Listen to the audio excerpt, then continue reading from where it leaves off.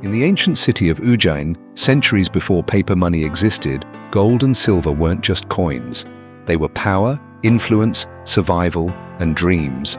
In this world of trade routes, salt caravans, and royal taxes, there lived a young boy named Arjun.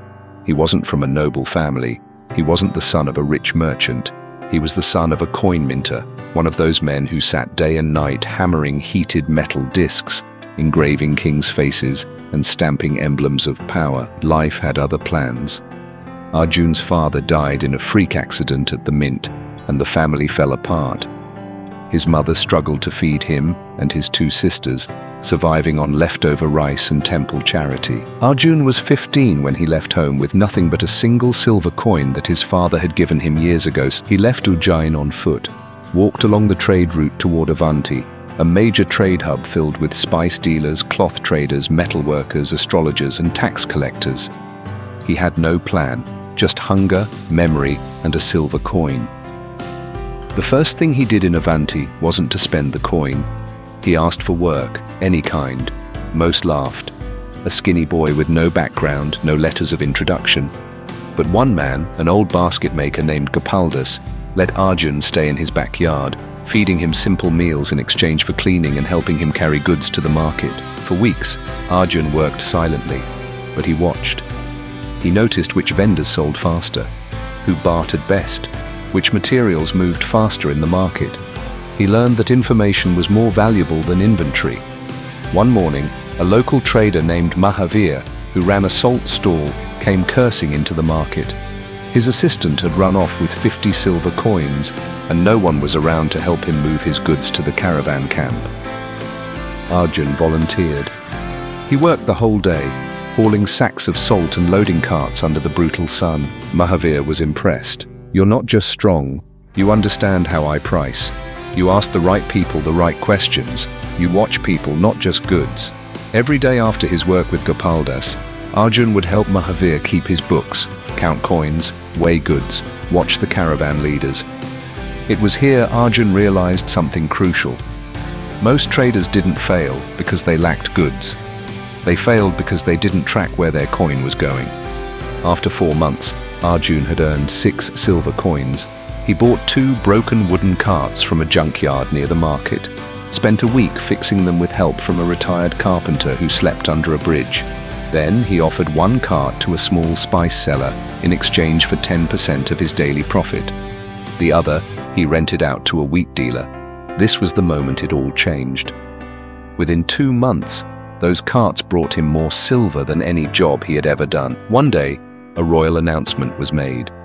The king of Malwa was sending a caravan to Takshashila, the ancient university city, loaded with rare books, scrolls, and medicinal herbs. Merchants were invited to join and trade along the way. But the entry fee was 1 gold coin. Arjun had no gold. He had 23 silver coins and the original silver coin from his father. So, he did something bold.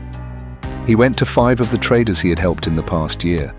The spice seller, the salt man, the wheat dealer, the cart repairman, and even Gopaldas the basket maker. He asked each for a loan of 10 silver coins. He entered the royal caravan, not as a big trader, but as a middleman. His job? To match buyers and sellers across cities. A sandalwood merchant in Ujjain wanted access to monks in the north. A scroll seller in Takshashila wanted raw paper from the south. Arjun became the bridge. At every city he took a cut, not from greed, but from service. By the time he returned to Avanti 3 months later, he had 5 gold coins, repaid every loan, gave Gopaldas a new shop, and started what would soon be known as Arjun Traders. But he didn't stop. He began something unheard of, a lending system where poor traders could get raw materials without paying up front. Instead, they'd repay after they sold their goods. In return, Arjun took a small commission. This helped hundreds of families rise. Years passed. Arjun built trading routes that stretched across kingdoms, spices from the south, silk from the east, bronze from the west.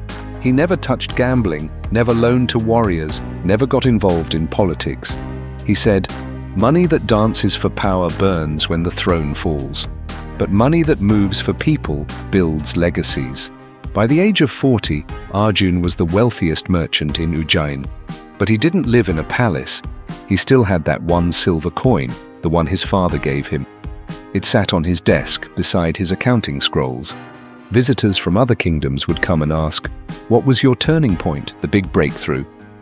He would smile and say, "There was no breakthrough, only one rule. Never treat money as magic. Treat it like a tool, and you, the hand that holds it." Before he died, Arjun opened a school for traders, artisans, and children of farmers. He called it Dhan Vidya Mandir, the temple of wealth knowledge. His teachings became timeless. If you want to be wealthy, don't just sell products, sell solutions, and never let greed outgrow your gratitude. His silver coin was buried with him, wrapped in a scroll that said, "I didn't earn this coin, I earned the understanding of it."